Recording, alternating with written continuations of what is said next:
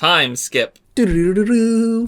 Where's the food pun? You spend the next hour slowly walking through the town. As you do, passerbyers eye you with contempt, anger, fear, and confusion. Sneers and insults are hurled at you. Parents hide their children away, and the elderly shake their heads in disappointment. As you climb the front stairs of the palace, the guards stationed around you grow visibly tense as you pass them by, some with fear and others with anger. You arrive in the main audience chamber and throne room of the palace shortly thereafter. Standing at the head of the room is the king himself, King Aurelius. To either side of him stand his progeny, 6 princes and 2 princesses. The guards are spread out around the room, keeping an ever watchful eye on you. The lot of you are led to the landing before the throne. Standing before you, the king, who eyes you with what feels like a mix of contempt and sorrow. You can feel the uneasy tension that permeates the silence. After a few quiet moments, the king speaks. I have borne witness to many things in my time. I have ruled through times of peace and prosperity, and ruled through times of hardness and tragedy. I have always tried to rule with honor, to treat all of my subjects, rich and poor, on equal grounds. I have been blessed with easy decisions, and cursed with difficult ones. I understand the weight of bearing the crown, and the stress that such burdens bring with it. But in all my years, I have never invited such a dishonorable band of liars, murderers, and usurpers into my home.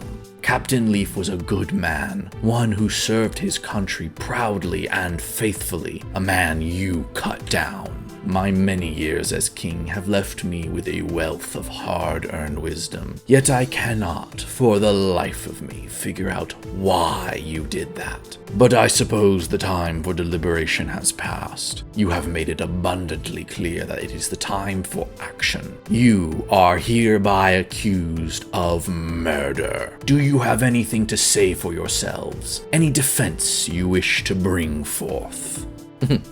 Meta-knowledge. This is your chance as party members to defend yourselves before the king. Look, I haven't killed anyone who wasn't in the syndicate. If anything, I've been doing this kingdom a favor. The what? I've been framed. It was a doppelganger.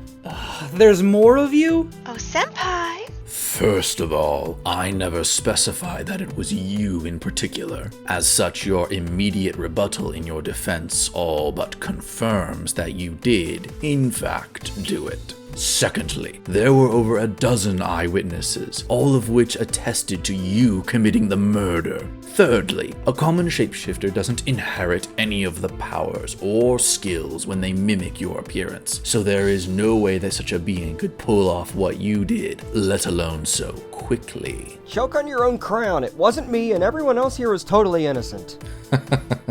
Well, with that compelling defense for your case, I'll go ahead and roll to see who sees through your obvious lie and if it has any effect on them, if really at all. Okay, well, almost everyone sees through your blatant lie. Almost everyone. The claim of innocence without the basis of evidence fails to dismantle the accusation mounted against you.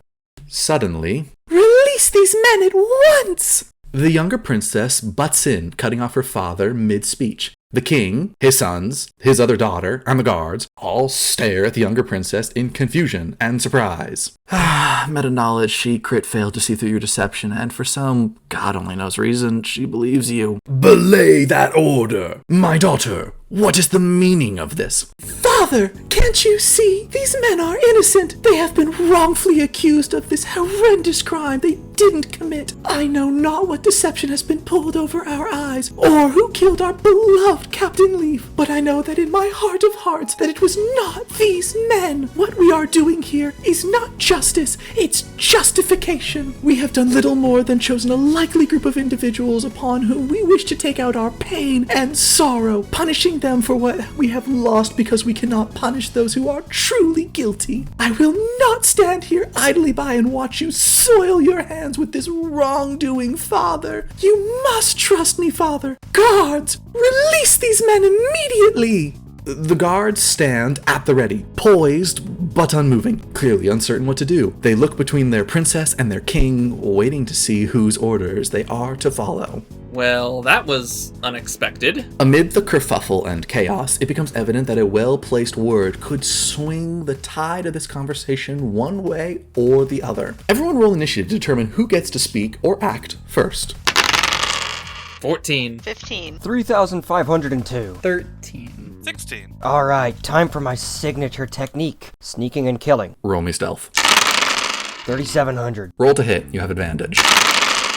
3,804 and 3,892. You effortlessly slit the throat of one of the guards as he was wholly distracted by the royal drama. A quick rummaging through his pockets, you find 2,000 rupees. Toast, you're up. You know, Lady Chell, if you could pardon me and my friends here, we could go out for a couple of drinks later, and I could maybe write you into the story. Roll me persuasion.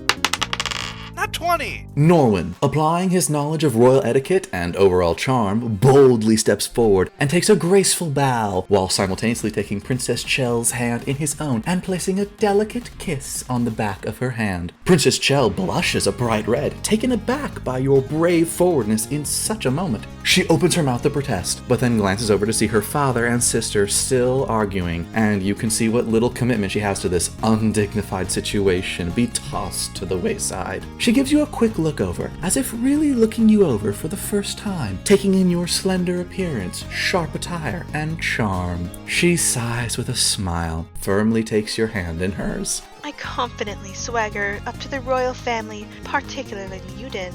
Why, hello, senpai and family. I roll to seduce. Alright. Roll me persuasion, or performance, depending on how you want to do this. Your choice. Performance, because why would I need to persuade someone of the truth of love before their eyes? The 19. Congratulations, you managed to roll just high enough to avoid the, well, this will be extremely awkward, range of numbers. You confidently stride up to, you confidently swagger up to Prince Yuden. You eloquently brush past the guards, and stopping next to Prince Yuden, you strike a confident pose and give him a friendly wave. Despite being in conversation with 3 others, Prince Yuden notices you immediately. He turns to ask who you are, but as he does, he is rendered momentarily speechless at the sight of you, his cheeks flushing slightly red. You don't know if it was your confidence or your appearance that has robbed him of his words. Enough of this noble charade. I have it on good information that this family's working with the syndicate, and I demand to know who. Aldrin calls out to the royal family, but his cry falls on deaf ears. The royal family is too enraptured into the chaos to pay him any heed. All of them, that is, save for one. Prince Fares turns his head at the mention of the syndicate and looks directly at Aldred. A wicked smile spreads across his face, and he lets out a soft chuckle as he turns to face Aldred. My, look what fate dragged in. If it isn't the failure of a lab rat, Aldred. I almost didn't recognize you there. I would have thought you would have died off by now. Congratulations on exceeding all our expectations. Prince Fares steps away from his arguing family, who do not notice him doing so, and slowly begins walking towards Aldred. This is unexpected, but not unwelcomingly so. You see, I pride myself on being right, and being one of the authoritative figures within the Syndicate's command. If they knew you were still alive, it would have reflected poorly on me. But you brought yourself right to me, and delivered yourself into my hands, just like the obedient lab rat you are. I suppose I should thank you, really. Oh, but don't worry. We didn't have any trouble replacing you. No, quite the opposite. Prince Fares turns to the chaos and snaps his fingers. As he does, Fares' younger brother, Baron, stands to attention and walks over, almost robot-like, stopping next to Fares. Fares grins wildly, like an unhinged hyena cornering its prey. You see, where you failed, we learned. And from your miserable failure, we were able to perfect the process. Dear sweet Baron here took to our experiments like the loyal dog he is. And he's become more powerful than you could ever hope to imagine. Experiments, huh? Could you maybe by chance point me in the direction of a dark tome? Well, not what I had in mind for in-laws, but anything for you, senpai. Prince Faris seems to ignore your commentary altogether while launching into a lengthy monologue. You see, poor Aldred, although you might have run away, we still learned much from your failure. We were able to perfect the ritual, and now our experiments are a success. My bloodlust has yet to be slaked. I'm going to kill more. Roll me a perception check. Perception? Okay. 4168. As you effortlessly take out another unsuspecting guard, you notice the chaotic situation unfolding before you, and how it's growing. Prince Faris is monologuing at length about twisted science experiments and magic rituals like a villain. The royal family is still neck-deep in debate, and Norman is actively seducing Princess Chell. It occurs to you that the situation is becoming rather heated, and will probably reach a boiling point all too soon. Your instincts tell you that it would be best if you, and your associates, leave. Alright, as much as I want to sit back and watch this explode, I sneak over to Princess Chell. Can you help us escape? Roll me a persuasion. Alright. 4434.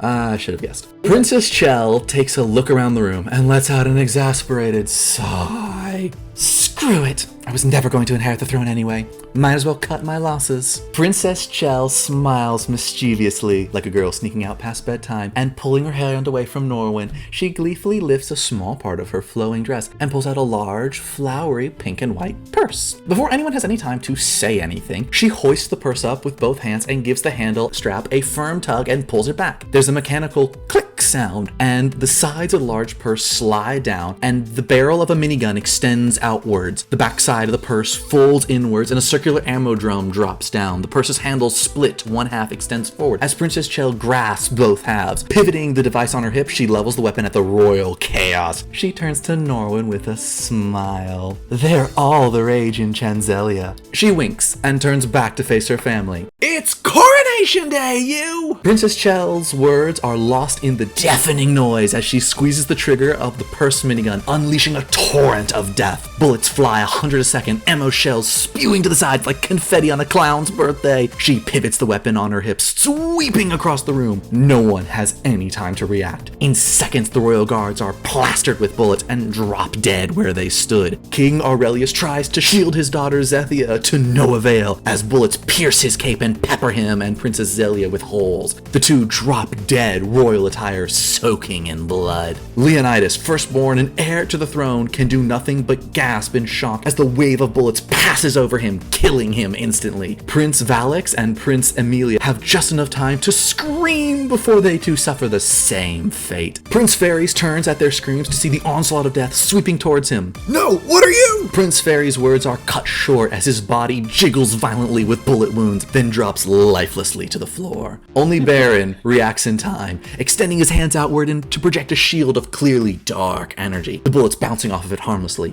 Yuden, pulled aside by Mim earlier before, was the only one out of harm's way. As quickly as it started, the rain of bullets ends. Yes, a mighty blow to the leadership of the Syndicate. No, you almost shot Senpai. I pull Yuden close to me, wrapping my tail around him protectively. I see.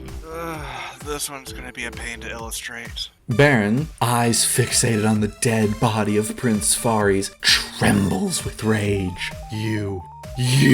You've killed my brother. You murdered him. He made me powerful. He was gonna make me more powerful, you rotten, vile, pathetic, worthless scum. I vow to this day I will see all of you in ruins. I will. No, I vow here and now that I'm going to kill you and the rest of the Syndicate. Prince Yuden, clearly still in shock, pushes away from Mim. And I vow that I will bring you all to justice. And I vow to you, Senpai, to you, Yuden, take me, Mim, to be your lawfully wedded wife. Wait, what? I vow to kill more people and steal as much money from you fools as I can get away with. And that's a lot. I say we take our leave and head out those big doors. Miss Chell, we're about to make our heroic escape. Could you make a distraction to cover us? With a quick flick of the handle, the minigun swiftly transforms back into its normal-looking, if not be it large, purse. She daintily takes Norwin's hand and nods in agreement. The party makes their timely exit from the building and towards the exit of the castle. Guards come rushing, and Chell tactfully directs them to the police to, quote, investigate the tragedy there. Any guards that stop to question you are confronted by Chell, who threatens to report them to the king for their distrust in her. The party escapes.